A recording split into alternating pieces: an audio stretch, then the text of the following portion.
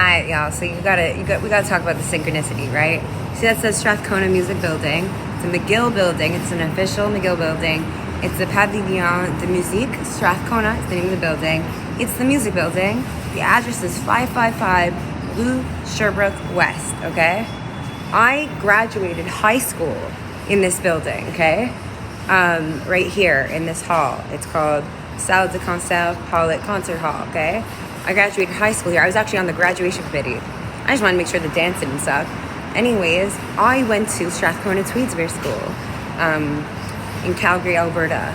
Actually in Okotoks, Alberta, just outside the city limits. And, so this building is called Strathcona. I got an A in this class, in this building. I learned how to read music officially in this building. I kind of knew a little bit before, but I took it because I love music. It was supposedly an easy A, and technically it kind of was, but it was honestly one of my favorite classes at McGill, obviously, right? So here's the interesting thing. At Strathcona-tweedsmuir School, at the junior high graduation, I won the award for musical theater, at the Award of Excellence. It's called the Award of Proficiency. And I had a homie named Alex Patillo. He actually died when he was 15 years old in an avalanche. I don't really talk about him much. I don't talk about most of my friends other than Daniel that passed, just because I'm trying to be as respectful as possible with that. But also, you have to understand something about Alex Patillo. He was the most talented, most animated, most beautifully musically, exquisite individual I ever met, right? He was destined for Broadway. I literally still see his name in Broadway lights, Alex Patillo, right? So at the junior high graduation, I thought that I was going to win. I thought I was in the running for health class, right? I wanted to be a doctor. I had really high grades. It was a very competitive school. So I was like, I want to win in health, right? I was like on the edge of my seat. My homie won in health. So I'm like, and we're all sitting in the lecture theater on the stage, right? The parents and the guests are all in the stands, the lecture theater, the auditorium, right? So I get elbowed in the side, in the ribs, by a friend all of a sudden, seconds after the loss of the health award. And I'm like, what, right? I'm basically sleeping on stage at this point. He goes, go. I'm like, what do you mean go? He goes, you won. I'm like, what do you mean I won? I had no idea what I won for. So I went up. I'm like, hey, I won for something, right? And this school was you gotta understand something. It's really hard to win in this school. Awards and stuff, right? I won a couple. I won grade 7 persuasive speech. I won in speech day, which I'm still very proud of. I won in, what was the other thing? And then this, right? These are the two things I really won. So I walk up to my principal, who I actually knew really well. He was my grade 7 social studies teacher. And I shake his hand, right, to get my diploma, my junior high diploma from STS. And I shaking his hand, and mid shaking his hand, I said, what did I win for? He said musical theater. The shock and awe that you can see it on my face now. The shock and awe that I had then, that has still existed decades later. It's literally 2 decades since that day. Pretty much, give or take some months. I'm still shocked that Alex Patillo did not win that award. Doesn't make sense. It doesn't compute on a certain level. But what it actually says is the teachers are so astute at that educational institution that they saw me, right? They saw me shine. They said I was, Arielle London is, she's giving a persuasive speech on homelessness. She's got statistics. She's got, she's got a hell of a bunch of metaphors and artistic prose in there, and she's damn persuasive on this subject matter, right? So, award to me, right? And all the other speakers at speech day were really dope, to be honest. And then, so the musical theater award. So to this day, every time I think about the fact that they gave me this award, I reflect on a few things. First of all, Alex was always in every play. He was in every fucking play. I remember anytime Alex was on stage or performing, I was in awe. And when I won that award, approximately less than a year before he passed, actually, I must have talked to him after that, because it doesn't make sense. To this day, I'm shocked that I won for musical theater, because I wasn't in any plays. I think I went into music room once. I really have one memory in there, once. But I did really exhibit my dance skills, I think. And they know me, right? And they knew me. And the most funniest part, though, is actually So this school was intense, right? Like seriously fucking intense. I'd never been to anything like it. And I had a homie. We were in like the same homeroom, I guess, the first year. So we started this, I don't know if we did it all 3 years, but anytime she and I were walking from class to class on a particular staircase especially, I would, as I was going down the staircase, I would go, nowadays everybody want to talk, they got something to say, but nothing comes out when they move their lips, just a bunch of gibberish. Like, what the fuck is that? We forgot about Dre. Then we get to a landing, and then there's one more staircase. Flight, right? So then I go, nowadays everybody want to talk, they got something to say, but if it comes out when they move the lips, just a bunch of gibberish. What the fuck is that? They forgot about Dre. Every time. I mean, you understand, we were dressed like kilts, sweaters, blazers, ties, blouses, right? And we'd get to the bottom, and we were both pretty good, serious students, right? Most people are in that school. And we part ways, right? Like if she was going that way, I was going this way, like, or we'd go in this, you know, but I remember specifically, and we'd part ways and like we wouldn't look back. We just do something awesome in that staircase, and every single time it was so funny because she called me Little Kim and I called her Foxy Brown, and by all standards of what society supposedly projects, we were supposed to hate each other. It was our cultures tried to design it so we could hate each other at that time, our communities at the time, and I still love that person to this day. So yeah, on the subject of Alex Patillo, you know, I sometimes picture like what it would be like if I could have like, I don't know, if he could have survived and then I could have like written him a rap and like seen him perform. And like the best way to explain him is like, you know that dude from Glee? Like the dude, he's like the typical Glee dude, the skinny dude, and he's like very like witty and like, and he's like such a Broadway person. That's Alex. Oh, Sheldon from Sheldon from what's that fucking thing called?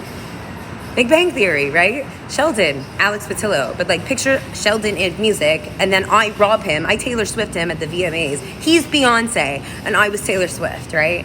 So yeah, I take this music shit really seriously.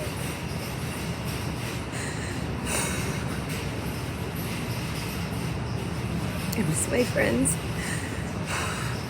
I think about them all the time and talk to them all the time. It's a rough thing to go through as a kid. I'm so glad that I like became a healer and a musician and an artist, and I followed my heart and I put my health first and all that, because honestly there were more than many obstacles in my path. But Strath and track and field day, which I actually won in that too, yo. I won in long jump and discus, and I went to track and field like regionals, and like I didn't place, but it was fun. Day out of school, I'm competing, right? And I also did pull the fire alarm. It's another thing I did at that school. I did not get in trouble. No one even asked why I did it or suggested I not do it again. I thought I got thanked by the headmaster. So Hogwarts was cool. But yeah, so anyways, moral of the story is cherish your loved ones. You know, don't waste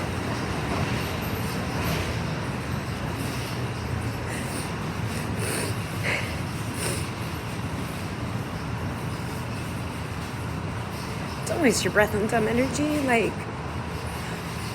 live life and let life live. Love life and let life love. Like, they were 15 when they died. And I don't blame the school. I never have for a minute. Dan's grandfather was pretty upset at the funeral. He said, like, because his grandchild had died, right? It's like, what are we trying to build? Rambos, right? And that struck me really hard, because it was like, it's true. My friends died in class. Basically, it's just the class, the evaluation was taking place on a mountain in British Columbia, in Revelstoke, British Columbia, on February 1st, 2003. Now, 10 people survived, which is more than the most beautiful miracle. 7 died, and they were all 15. And they were beautiful souls, all differently. They all touched my spirit, even the 2 that I didn't get the chance to meet in person. I think I've definitely met their spirits along with my friends, because they traveled together, and Dan never leaves my side. Been through a lot of scary things, and Daniel always he always shows up right on time.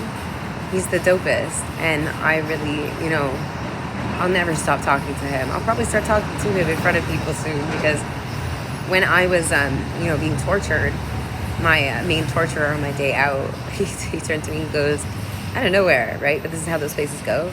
Hello. Just, what's up? Are you okay? Yeah.